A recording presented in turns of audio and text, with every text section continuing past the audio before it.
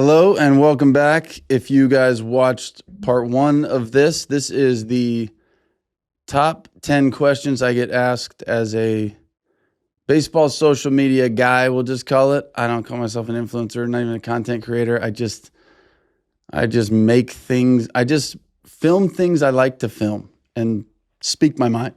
Now, if you're new, I am Jake Savicki. I coached high school baseball for 9 years in Southern California at a school called Carlsbad High School, a very big, good, storied program. I was blessed to be there. 2 years as the assistant, 7 years as the head guy. I owned a training facility. I had all the travel teams. I did all of it. And I am also now a parent of a 10-year-old daughter who plays softball.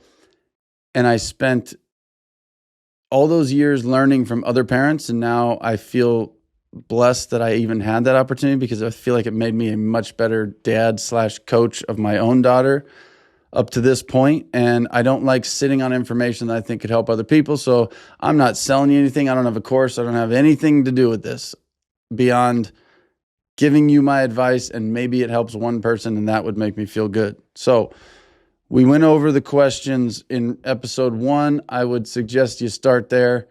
That one was longer than this one's going to be. They're all going to be about 10 to 15 minutes from here on out. That one covered when should I start travel ball? That's for the young group. Every one of these is going to appeal to both the young and the old. I don't want to just do a young only episode, older only. I want both people to get something out of this no matter what age you are. We went over when should I start travel ball, and if my kid is not playing as much as he or she thinks she should be, how do we handle that? What's the best way to approach it? I went over that, a good episode, and these are all, I think, going to be really good because there's such common questions that everybody has, and I'm giving you the answers. If you didn't see the intro in the first one, you're going to see it now. I made it myself. This sums up my content. I like to have a good time. I'm very proud of this video. I did a great job on it, and don't take anything I say too seriously when it comes to my intro. Roll it. This is a baseball podcast. Yeah, baseball. Oh, yeah. Let's talk about baseball stuff. Let's talk about the players and the teams. This is Hold My Ball. Yeah, baseball.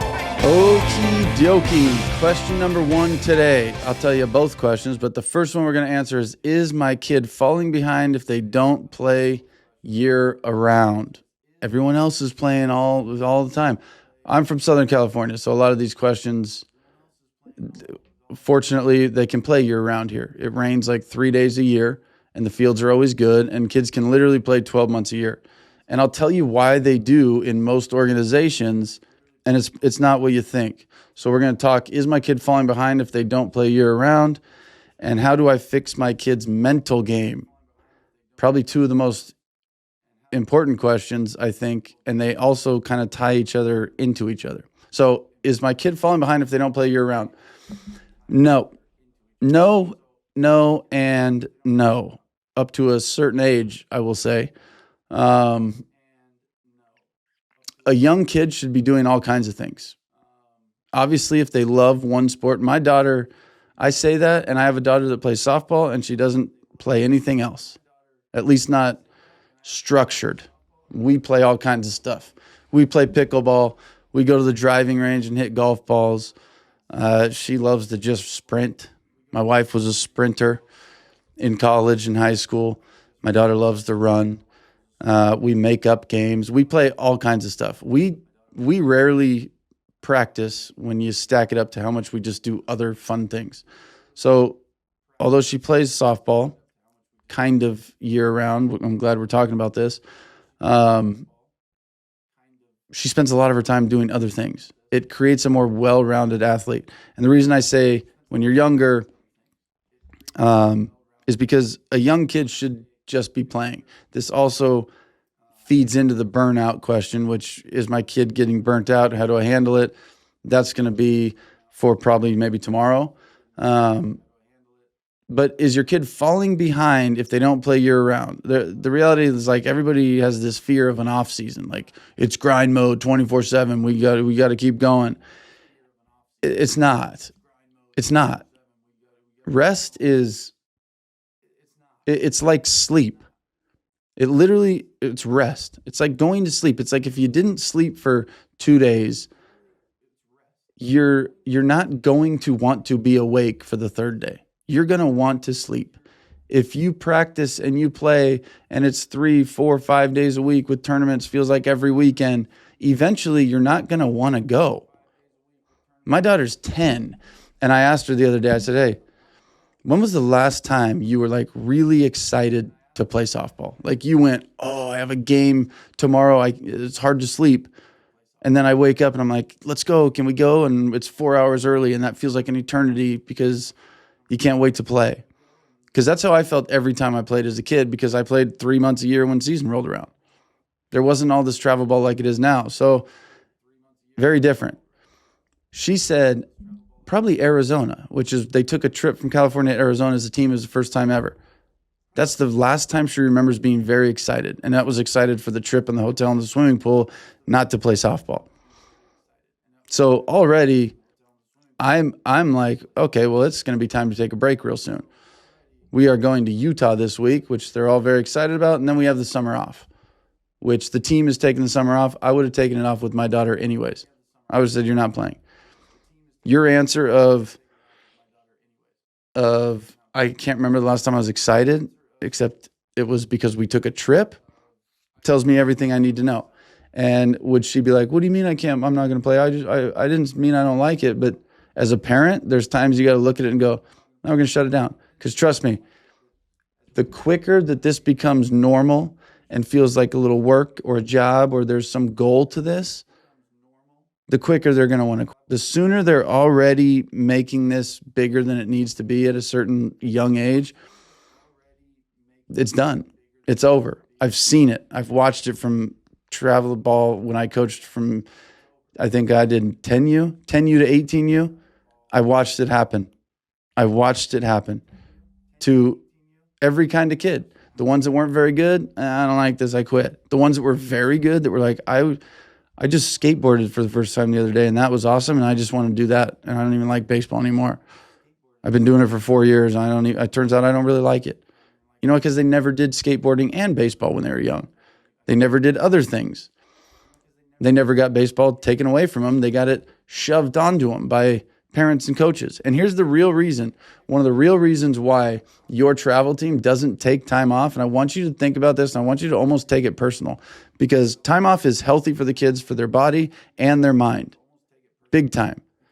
But if you own, and I say all of this from experience, I did it myself. I owned a facility. I had travel teams that fed the money into that facility so that the facility stayed open and my bills were paid. I always said I would quit when I start seeing kids as a paycheck, and I did. When I was taking kids that maybe I didn't want to take, or there was really not a spot for them, but I put them on anyways because there was money there, I said I'm not going to do that. I won't do that to a family or a kid. I'd rather them go somewhere else where they're going to get what they're really paying for, other than me just going extra money. Because think about it this way. Let's say it's $200 to be on a travel team a month. And you got 12 kids on the team. And a bunch of kids come and say, hey, we want to start a team with your organization. Can you coach it? Can you do it? When's the last time you can get a $2,400 a month raise? Just like that. And now you're doing 2 practices a week. It's 4 hours a week.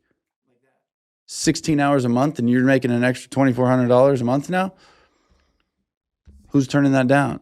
It's a big business. So now if you take that and you say, I got 10 teams. I have 10 teams that I coach. I run an organization with 10 teams. 12 kids on each. 120 kids.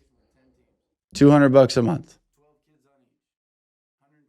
The math on that, I'll tell you guys what it is. $24,000 a month.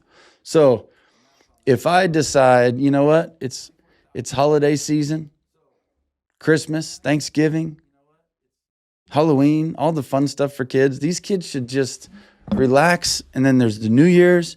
We should take maybe let's do Halloween. That'll be fun. We could dress up at practice and maybe do a Halloween tournament. And then we'll take November, December, and January off. And I will lose approximately $72,000. Do you think teams are going to do that? No. What if they say, well, when those kids play that much and they never get a break, it's going to break down their bodies and their minds are going to be like, man, I don't really like this anymore. Doesn't matter to me. We'll find new kids. Look at it that way. Take it personal, because when you join a travel team, which are the only teams that play year-round, I said this in the last episode. I'll probably say it in all of them. Your son or daughter is the client. They're the client. They're not I'm trying to please the coaches. I'm trying to do that. No, they're there to get better for whatever's next. Travel ball is the preparation stage in sports. I'm getting ready for high school. I did travel ball 6th, 7th, 8th grade with high competition. Good. I'm ready to go. Versus the rec league that may not have been as good, or just not playing and practicing on my own. I'm doing travel ball. I'm paying you to make my kid better. And that comes with also parent involvement on the side. Maybe it's lessons. Maybe you know what you're talking about and you're the one that helps them practice. And you guys are so much more valuable than you know, even if you didn't play. I promise. If you can't hit ground balls, I'm pretty sure all of us can grab the ball and roll them. I'm sure we can type into YouTube drills, softball infield drills, baseball hitting drills, baseball outfield drills, defensive baseball drills. Pitching is a different animal. I would get an instructor that knows what they're doing for that. But you guys are so valuable as parents with just time. Time. That's all it takes. Just time. If you can't catch a ball and you're a single mom, learn to just roll it to them and set up a net or something over at first base and let them throw it all the way over there to first. And then collect them when you're done. Keeps you safe. Or maybe you're a mom who played softball and you can catch your 14-year-old son if you want. You can catch your 16-year-old son. I think women can do whatever they want. Dads, you're busy? I know you are. You're not too busy. Let's be honest. You're just not. You're not too busy to go out there every day for 15 minutes with your son or daughter. You're just not. I promise. Get a net and a tee. That's all you need. Go out into the street, play catch, roll a ball. Get an old ball that's already scuffed up. Doesn't matter. I promise you, if you are thinking about what I'm saying right now and going, this guy's full of crap, you are. You are. And I say that because I've been that guy every now and then. I don't have time today. And then I sit at work and dilly-dally around instead of go home. I'm that guy. You have time. You're important in your kids' development. So do they have to play year-round? No. Do I think they should? No. Do I think against playing year-round? Yes. Do I think it's beneficial for them not to play year-round? Yes. Do I think it's beneficial for them to play other sports? Absolutely. Absolutely. Never know. Never know. They might play a different sport they never played and love that one and say, see you later to whatever sport I currently played for 3 years. See it happen all the time. I'd cut a kid in high school and I'd feel so bad because I hated it because it felt like the end of the road. He's older now. That's a 17-year-old kid. What's he going to do? Go play baseball somewhere else? He can't. I'd see him walking around in a lacrosse jersey the next day, happy as can be. Walk by my office. So, coach. Now I felt like I did him a favor. Maybe he was playing because mom and dad wanted him to and he didn't want to let him down. But since I cut him, he had no excuse. I can't play anymore. I can't play. Coach cut me. So the burnout is real. The playing too much is certainly a negative. And no, you're not falling behind. Not at that young age. If you get a little older, naturally, if you're shooting baskets and playing basketball for 5 months, and then you roll right into baseball tryouts because that's how the timing works in high school, and you want to be the shortstop, but there's another stud shortstop who's been playing travel ball for the last 6 months, and he's been playing shortstop, fielding ground balls, who do you think's going to look better at short? The guy who was shooting jump shots or the guy who was playing shortstop? Naturally, it's going to be the shortstop. However, one of the best players that came out of the school when I coached was one of the best players on the basketball team and one of the best players on the baseball team. He's currently at Cal, University of Cal, going to be a sophomore. Very good baseball player.